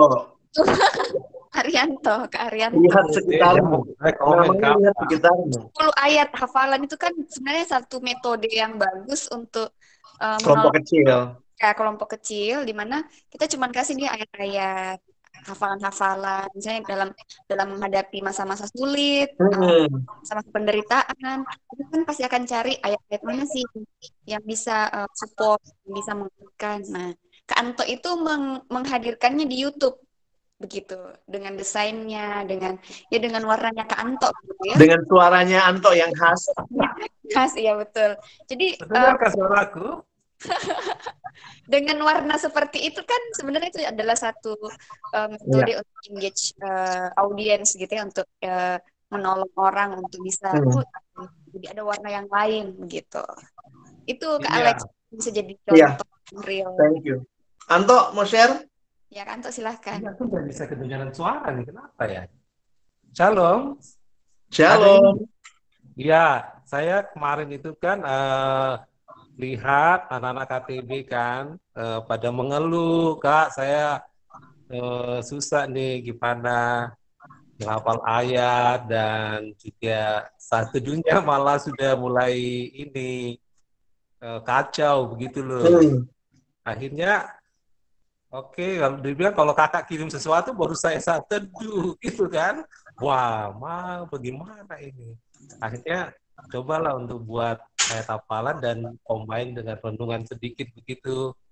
Dan ternyata itu bisa menolong mereka. Saya pikir sih untuk masa seperti ini harus ada firman ya di hati dan pikiran kita kan. Jadi dengan melihat itu, firman itu terngiang-ngiang. Dan kemarin anak adik saya bilang, Kak, itu suara Kak Anto terngiang-ngiang terus walaupun tidak nonton videonya. Jadi itu engage dengan adik KTB sih. Makasih. Iya. Makasih Anto. Iya. Makasih juga sharingnya Kak Alex, bagus ya, dapat inspirasi baru lagi loh. Makasih. Ada lagi mungkin? Saya, Kak. Iya, silakan. Namanya siapa dari daerah mana, Dek? Namanya Reski, Kak, dari Makassar. Iya. Mau bertanya tadi disinggung, Kak, mengenai PA dari online ke offline. Jujur sih, Kak, selama masa pandemi, saya memindahkan itu online ke offline. Iya, walaupun bersyukurnya di Perkantas Makassar, Kak, di tim mahasiswa membuat bahan PA yang sederhana. Namun bagi saya, Kak, menurut saya itu bahan PA yang buku-buku Perkantas yang telah sediakan setiap tahap itu, menurut saya setiap pertanyaannya itu sangat mengandung makna yang bagus, Kak, menurutku. Jadi kayak saya tidak mau melewatkan satu pertanyaan pun bagi adik-adik saya. Dan sejauh ini adik-adik masih welcome sih, Kak, tapi melihat ya mungkin benar juga ya kalau kedepannya mungkin ada DPA saya akan jenuh dengan pertanyaan yang panjang dan jaringan juga tidak terlalu bagus, jadi biasanya juga memang keluar masuk karena mereka di daerah. Bagaimana ya, Kak, kayak soalnya KTB-ku ini masih baru di kemarin ini masa pandemi itu masih dari KHB, iya, PHB, Kak, PHB dan PHB, sekarang di MHB. Dan iya. maksudnya pondasi itu, Kak, yang belum terlalu kuat. Jadinya melihat pertanyaan setiap buku PA penuntun itu yang ada lebih bagus, Kak. Jadinya saya memikirkan bahwa itu tidak boleh terlewatkan, Kak. Ya, bagaimana dengan itu, Kak? Apakah saya memikirkan sudah merancang bahwa mungkin bagian firman saja langsung tanpa pengantar-pengantar yang lain. Terima kasih, Kak. Bagaimana itu? Thank you, Dek. Saya melihatnya justru karena kita lihat itu penting, tapi kita tahu waktu terbatas, maka kita harus bermain cantik di situ. Misalnya, banyak sekali konten di Instagram, di YouTube, di Facebook, ada artikel yang sebenarnya bisa kita kasih lebih dulu. Poin saya adalah jangan semuanya dilakukan waktu lagi online. Tapi kan kita nggak tahu, Kak, nanti dia baca atau tidak. Nah, itu tuh perlu kita, di dalam pembelajaran digital, itu memang jadi bagian yang penting. Semua mesti punya kerinduan yang dalam. Kerinduan yang dalam untuk memang mau belajar. Nah, bagaimana dengan anak-anak baru? Nah, saya pikir mungkin kita bisa coba cari yang menarik, yang pas, begitu, dan kita bikin dengan respon pertanyaan yang tepat. Jadi poin saya adalah begini, kita tidak mau menghilangkan pentingnya itu, tapi kan kita tahu juga bahwa tidak semua, kecuali kalau memang mereka nggak masalah, ketemu lama tuh buat mereka nggak masalah. Cuma jangan-jangan kalau mereka merasa itu masalah, tapi kita nggak sadar, kan kita yang bersalah gitu ya. Nah, jadi saya lihatnya kita perlu, misalnya ya kan, kamu PKK nih, bikinlah video singkat yang mungkin membahas bagian awalnya.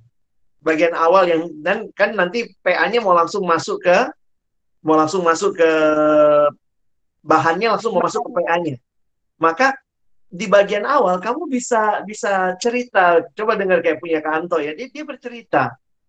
Jadi ayat-ayat itu atau bagian itu kita bacakan. Teman-teman, bab 2 PHB ini cerita tentang ini. Saya akan bacakan bagian pengantarnya buat kita. Jadi kita yang bikinnya jadi menarik. Teman-teman, nanti kita lanjut ya di pertemuan online bersama. Sampai ketemu. Sebenarnya kita bisa bikin dalam podcast, kita bisa. Jadi poinnya juga nggak mesti juga dipublis ke semua orang. Kalau kalian rasa, aduh kayaknya videoku begini Kak, malu-maluin, ya sudahlah, upload di YouTube terus pilih yang private kan. Kalian tahu kan, bisa update sesuatu ke YouTube, tapi cuma kau yang bisa lihat sama orang yang kamu kasih linknya. Itu cari yang unlisted. Jadi masuk ke YouTube, upload aja. Saya beberapa video saya masukin situ. Jadi kalau ada yang butuh video apa, nanti saya kasih linknya. Tapi sudah ada di situ. Nanti kapan-kapan saya merasa, ini nggak apa-apa dilihat publik ya. Saya tinggal ganti ke publik. Jadi sebenarnya kita yang mesti bermain cantik di luar pertemuan. Supaya pertemuan online ya kita bisa fokus kepada hal yang penting. Saya punya beberapa video sama warung sate kamu misalnya. Kalau kalian lihat, misalnya kalian cari di YouTube misalnya, warung sate kamu. Nah, di situ kan ada beberapa video saya tentang bersaat teduh. Waktu itu kan saya menjawab beberapa pertanyaan tentang saat teduh dan segala macam. Poinnya kan bisa juga kan kalau kalian misalnya, teman-teman dengerin ya ini. Jadi kita nggak mesti selamanya bikin yang baru, kita bisa combine sama yang sudah ada. Nanti masuk ke warung sate kamu, saya punya ada 7 video singkat, kalau nggak salah 7 atau 8 video singkat tentang bagaimana caranya agar saat teduh bisa konsisten. Bagaimana cara mengatasi jenuh bersaat teduh. Tips menjalankan puasa, karena waktu itu mereka tanya soal puasa juga. Jadi maksud saya, ya ini memang kalau, jadi gini, sekarang buat skill kita, skill baru yang menambahkan, teman-teman kalau nonton sesuatu, lihat sesuatu, coba inventaris. Kemarin denger Spotify-nya Kak Feng, bagus tuh tentang panggilan hidup yang dia ngomong sama si Anu. Nah, itu bisa jadi waktu misalnya bab 7 MHB, tentang mencari tahu kehendak Allah, maka teman-teman nanti dengerin ini ya, untuk melengkapi kita. Jadi, belajar itu sekarang, bagi saya, bukan hanya dari KKPA, bukan hanya dari buku PA, tapi belajar itu dari keseluruhan, sehingga KKPA itu kayak navigasi. Kau baca ini ya, kau nonton tuh kemarin di YouTube Perkantas tuh, yang Kak Feng bahas simak tentang ini. Nah, kau nonton yang ini. Tapi sebenarnya kita memang mesti jadi inventor. Jadi kita mesti lihat inventaris. Nah, termasuk misalnya begini. Beberapa acara tuh panjang. Nah, misalnya kalau acara-acara yang Perkantas itu, saya pikir mesti diinventaris. Misalnya Kak Feng bertanya satu pertanyaan. Tapi satu pertanyaan itu dijawab misalnya 2 menit. Tapi kan videonya itu, bayangkan videonya 1 jam itu. Nah, langsung bilang, silakan dengerin di menit kesekian. Nah, itu kan sebenarnya cara kita untuk menolong mereka. Nanti kalau ternyata mereka tertarik, lucu juga Kak Feng bajunya di sini. Dia lihat lagi dari depan, gara-gara baju misalnya. Tapi apa yang kamu mau sampaikan ada di video ini menit kesekian sampai menit kesekian. Kalau kalian tertantang ya potong-potong sendiri, kamu download lalu kamu potong-potong. Nah sebenarnya saya pikir dalam masa digital ini kita justru luar biasa loh. Kalau punya kemampuan bahasa Inggris bisa dari videonya Raffi Sakarias, bisa dari videonya Tim Keller. Tapi ya kamu dengar dulu, kamu tahu ini tentang apa, adiknya tanya tentang apa, nih bisa belajar dari sini, belajar. Jadi guru kita tuh banyak karena Tuhan juga bicara lewat banyak orang.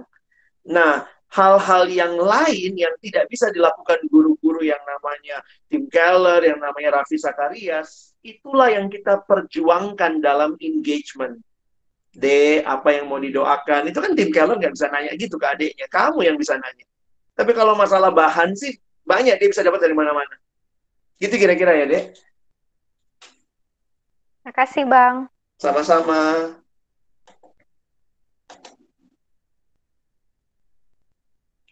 Oke, apakah masih ada atau kita tutup? Mau bertanya, Kak. Oh ya, silakan. Dari Randy nih, Kak. Oh ya, Randy gimana Randy? Kak, ini mau tanya, minta masukan. Ini kan salah satu kendala yang dihadapi di masa-masa pandemi ini membentuk kelompok baru. Iya. Kalau kita semua ini kan ceritanya kita kan sementara maintain kelompok nih. Kalau kita yang level staff, tapi kalau teman adik-adik yang PKK ini pergumulannya adalah bagaimana membentuk kelompok baru, sedangkan mereka sama sekali nggak pernah ketemu dengan siswa, dengan mahasiswa-mahasiswa baru. Nah, kira-kira usulan caranya, strateginya itu bagaimana, Kak? Thank you, Kak. Iya, makasih, Ren. Nah, itu memang pergumulan sekali, karena kita semua sama sekali baru ya. Cuma saya pikir kita cobalah. Kita coba meyakini bahwa kita bisa kok membangun kedekatan.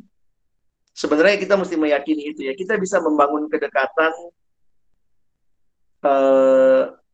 atau begini, kita tetap bisa membangun kedekatan tanpa pertemuan fisik.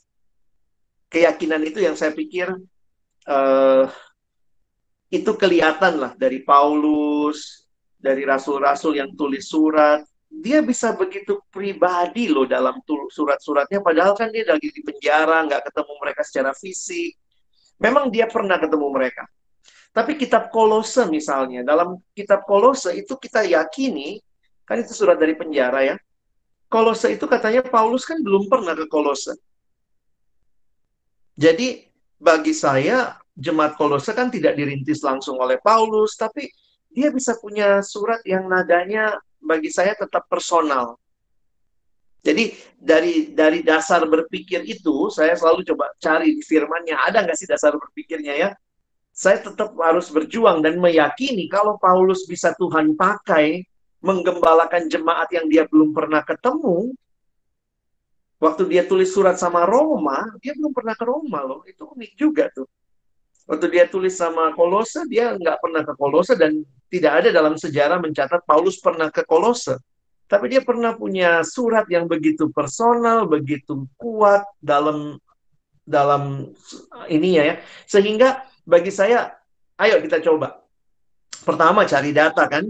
Habis cari data yang masukkan dalam kelompok. Nah sekali lagi ingat, kalaupun kita memimpin kelompok, perhatian kita tetap mesti pribadi.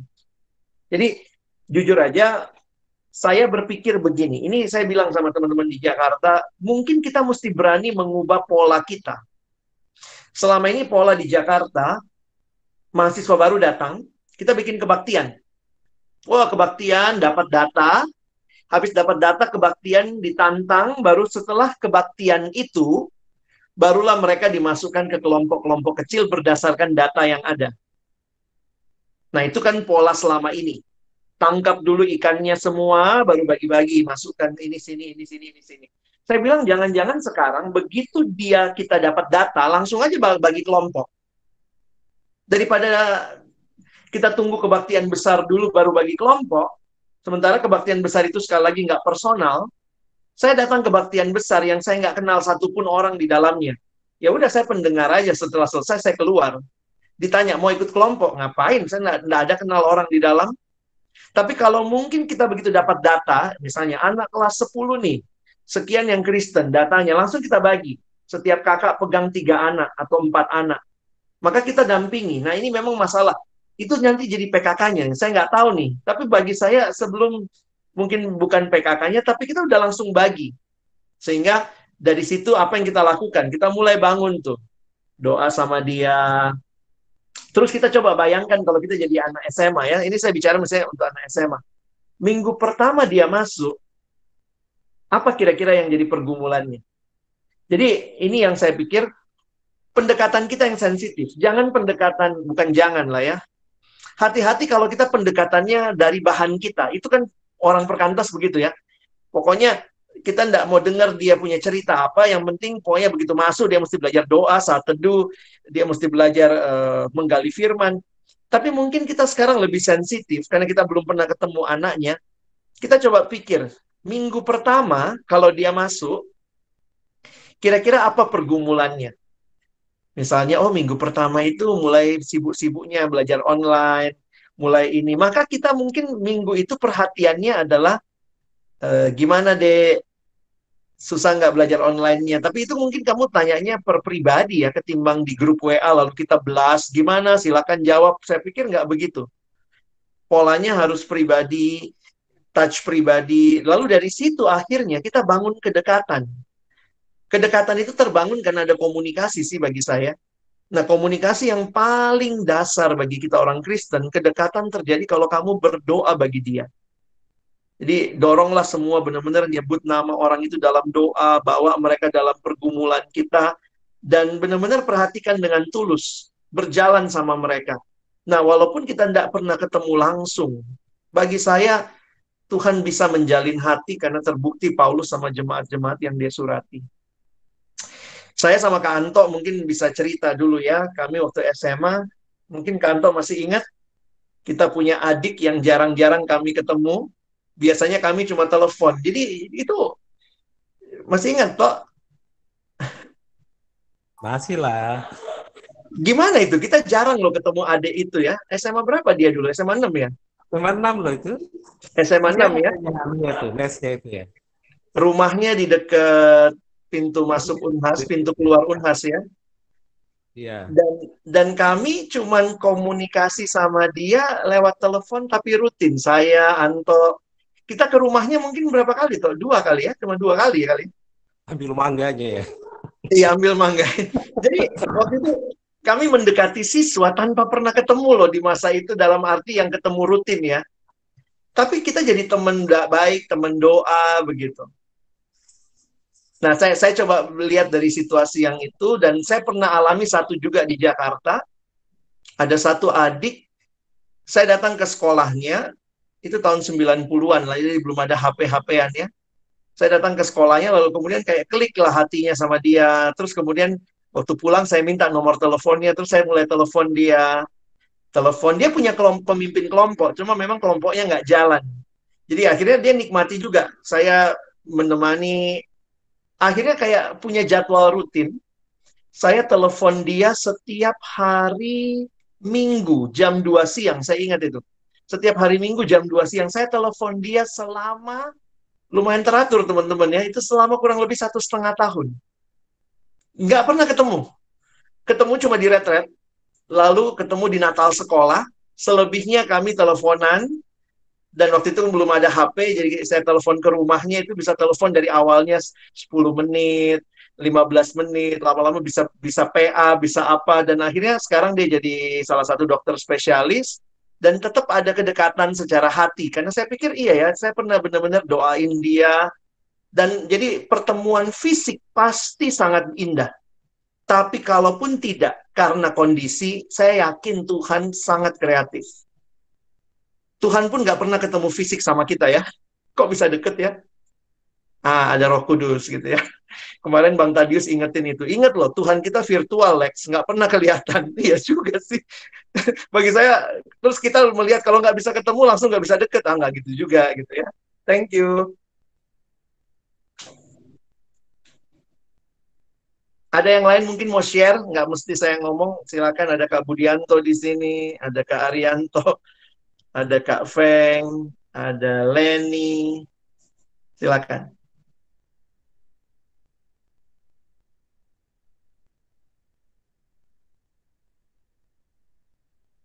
Kak Budi Tandirerung mungkin sharing pengalaman, tantangan, belajar online. Budi. Pergumulan Kak Budi belajar Zoom pertama kali, saya ingat sekali. Sedangkan isi menti tadi salah, Kak. Yang penting kau mau belajar, toh kita semua mau belajar. Nih rajin tahu itu kirim satu dunia sekarang, bro. Iyalah. Karena dia rasa itu ya, Budi juga cerita sama kita waktu itu toh. Budi cerita kau satu dumo. Apa, Cis? Saya itu kan satu dumo, Budi Antona. Jangko. Bagaimana? Cerita dulu. Apa yang mau dicerita? Apa yang dicoba yang baru di situasi kayak begini? Waduh. Saya menulis saat teduh harian itu saja bagi saya tidak gampang. Menurut saya itu saya tidak tahu ya respon orang yang membaca dan yang melihat apa yang saya tulis.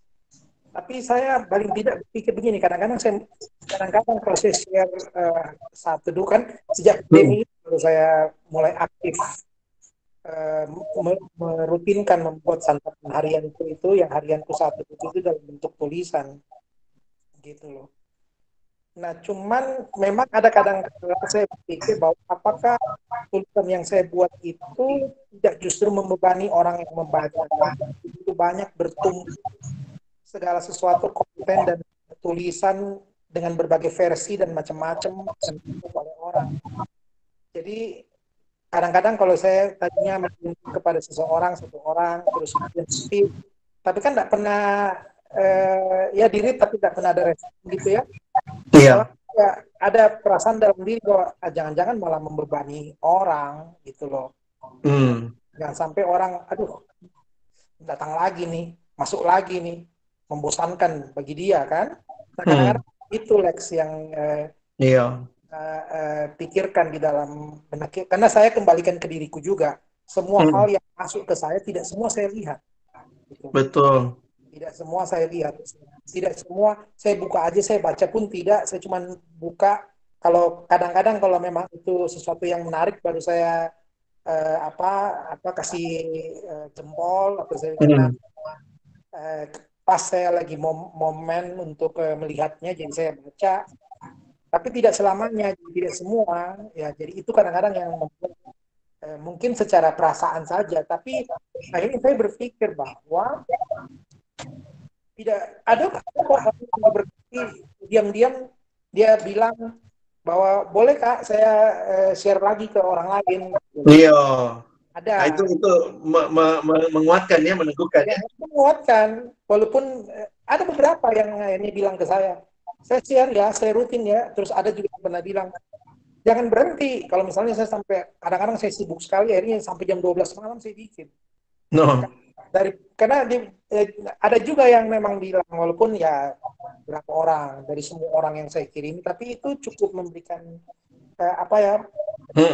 ini menurut saya bukan sebuah yang dibutuhkan tuh bukan pengakuan, bukan eksistensi diri. Kalau itu mungkin kita sudah salah gitu loh, bahwa kehadiran kita di sosial itu untuk eksistensi diri dan pengakuan orang. Saya kira motivasi itu kita terjebak dalam sebuah hal kesalahan.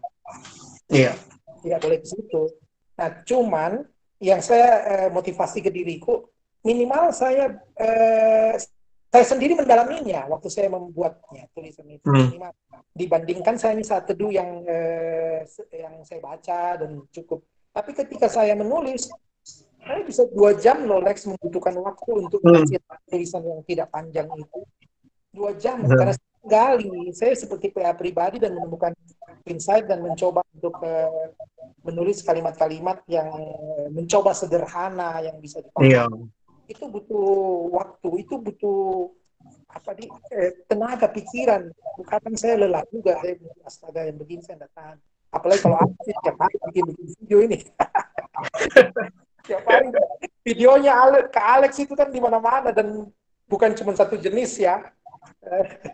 Jadi itu memang luar biasa itu. Kak Alex ini luar biasa dengan tenaganya. Saya menulis itu saya terus terang itu butuh ekstra tenaga. Tapi ya menarik, minimal berbuat lah ya, minimal berbuat. Dan saya bersyukur ada anak-anak muda yang menolong saya misalnya belajar, dan saya kan bukan orang yang malu untuk mengakui bahwa saya ini gaptek gitu loh. Saya bersyukur ada Lia di nasional yang sering bantu, ada Kapeng yang biasa bantu, terus ada Niki di Toraja yang sering bantu saya. Saya tahu juga Canva seperti apa ya dari Niki lah. Saya tahu juga. Jadi ya bagi saya sih yang penting walaupun kita bukan orang yang melek teknologi, tapi kita punya keinginan untuk maju. Kita mau belajar. Alex tadi juga sudah bilang gitu loh. Jadi ya dalam segala keterbatasanku saya berusaha untuk maju gitu loh. Nah, jadi hari ini saya mau belajar lagi sama Alex nanti. Japri Alex tanya, "Woi, bagaimana bikin itu create itu Menti? Baru saya mau bikin juga." Sudah nih kita pernah bikin atau di konsultasi pemuridan Alex. Iya, sudah pernah ini. Iya. Baru saya tabang-kabang di situ. Paling excited Kak Budi. Iya, ingat di Iya, jadi kira-kira itulah. Maksudnya ini sharing aja. Maksudnya bagaimana berupaya untuk tetap produktif dan justru membangunkan kreatif di masa-masa yang seperti ini. Itu benar sih catatan dari Alex yang saya lihat, dan itu kita try lah dalam segala kesempatan. Thank you. Thank you, Bud. Saya garis bawahi dua hal tadi yang Kak Budi bilang ya, karena bagi saya sebenarnya kalau kita memposting sesuatu demi dilihat orang banyak yang like, itu akan capek. Apalagi kalau nggak ada yang like. Tapi kalau itu yang kita posting, apa yang kita nikmati, apa yang kita sudah dalami, saya pikir itu akan jadi satu delightful ya. Makanya tadi Kak Budi bilang, walaupun dia harus berjuang 2 jam, dia PA-kan, tapi dia yang dapat paling awalnya begitu. Jadi ingat baik-baik gitu ya, jangan posting demi like ya. Tapi ketika kita sudah posting ya, itu yang kita bagikan gitu dari apa yang kita punya gitu. Yang kedua saya lupa, itu mau dulu. Oh, yang kedua konsisten. Itu yang penting juga. Saya belajar juga waktunya konsisten. Makanya sebenarnya teman-teman tabung-tabung aja. Kalau misalnya hari ini lagi jalan, dapat quote apa, dengar apa, tulis dulu. Nanti baru dibikin, dak. Jadi kita kayak punya konten yang kita bisa nikmati, lalu kita bagi. Dan kita konsisten. Misalnya baginya tiap hari, atau kita buat apa 2 hari sekali atau seminggu sekali.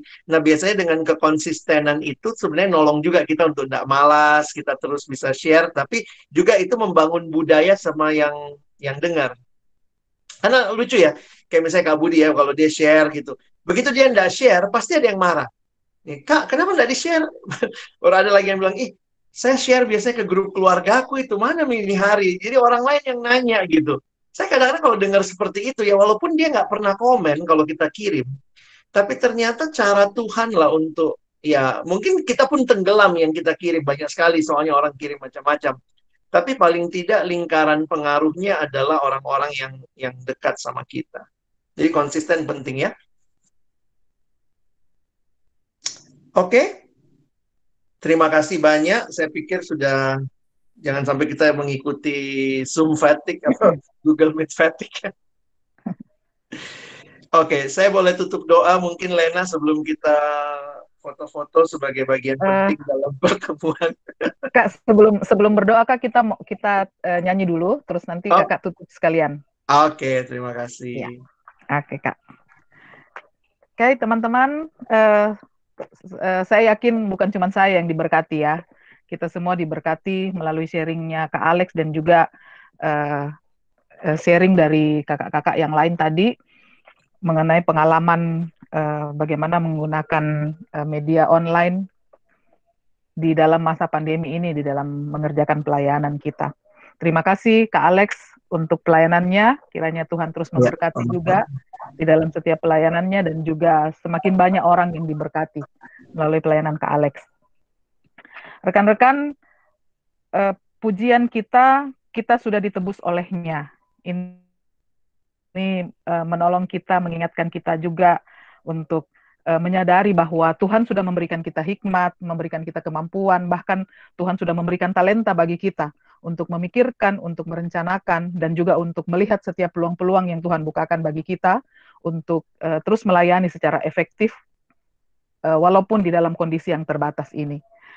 Nah, mari teman-teman lewat pujian ini, biarlah ini menjadi tekad kita untuk terus memberikan yang terbaik bagi Tuhan lewat setiap hal yang Tuhan percayakan bagi kita. Mari kita nyanyikan pujian ini. Kita akan nyanyikan bait pertama, bait kedua, dan bait yang ketiga. Kita sudah ditebus olehnya.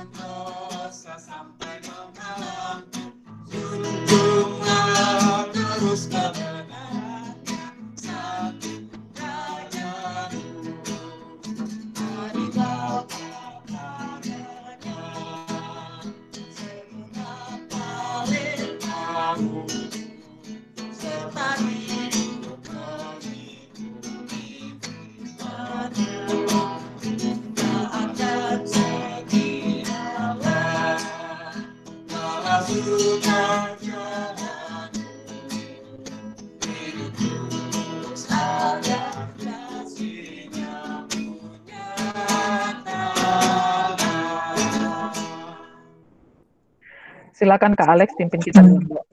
Baik, mari kita berdoa. Bapa di dalam surga, kami kembali bersyukur.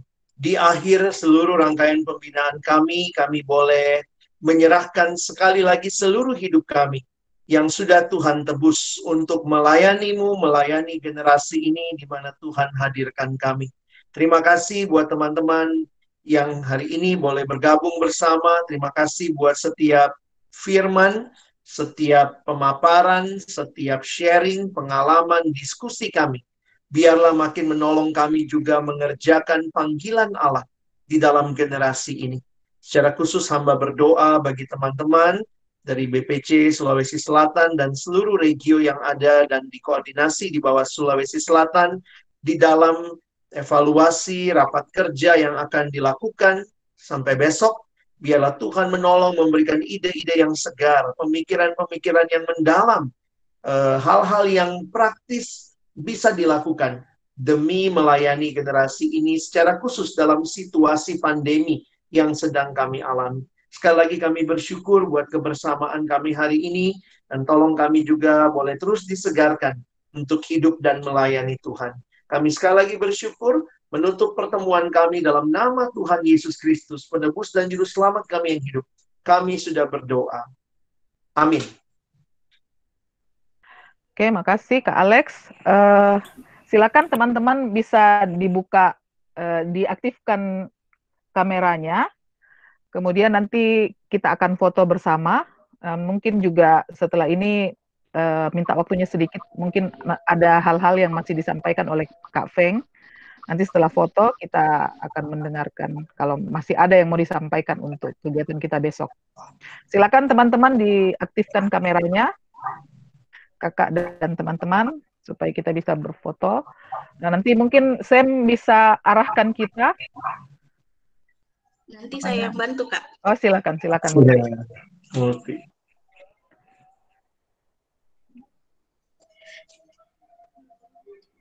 Kak Budi, kayaknya belum aktif kameranya.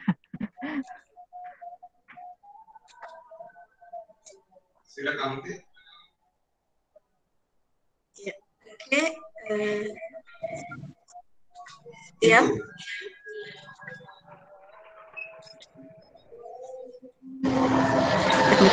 Satu,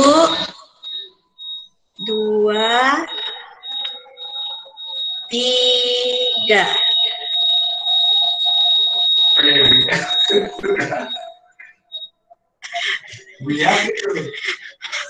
Itu ya.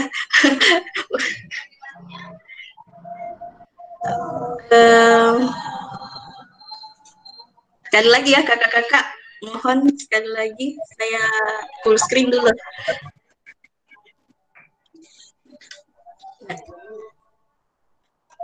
Satu, dua, tiga. Oke, terima kasih. Terima kasih semua. Terima kasih Bang Alex. Kalau ada yang mau Terima kasih. Terima kasih Kak Alex. Sama-sama. Bye-bye. Terima kasih Kak Alex. Ya. Teman-teman, Terima kasih Kak Alex. besok kembali di jam yang sama, jam 10 sampai jam 12. Ada beberapa tim yang sudah di grup. Kita coba